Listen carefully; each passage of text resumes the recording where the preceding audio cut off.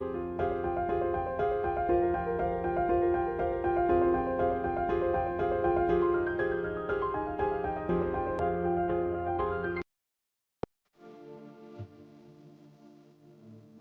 باللہ من الشیطان الرجیم بسم اللہ الرحمن الرحیم. Abu Sa'd al-Khudri reported the noon prayer would started and one would go to al-Baqi, and after having relieved himself he would perform ablution and then come, while the messenger of Allah, peace be upon him, would be in the first rakah, because he would prolong it so much.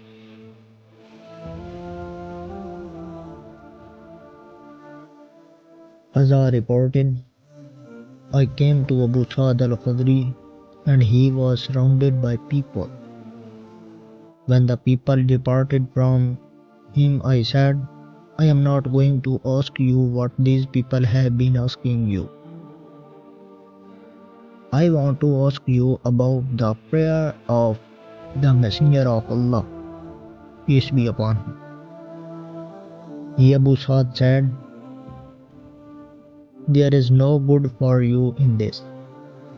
He, Qaza, however, repeated his demand. He then said, the noon prayer would started and one of us would go to Baqi, and having relieved himself would come to his home, then perform ablution and go to the mosque, and he would find the messenger of Allah, peace be upon him, in the first rakah.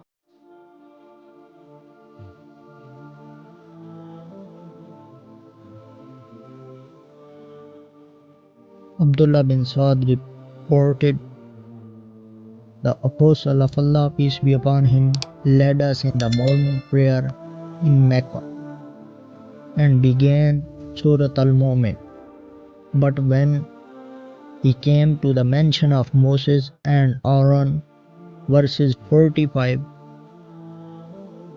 or to the mention of Jesus, verse 50, a calf got the better of him, and he bowed.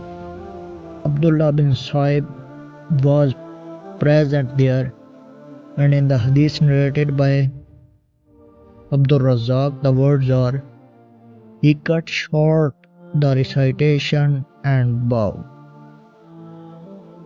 Sadaqallahul Azim bijahin Nabiyyi.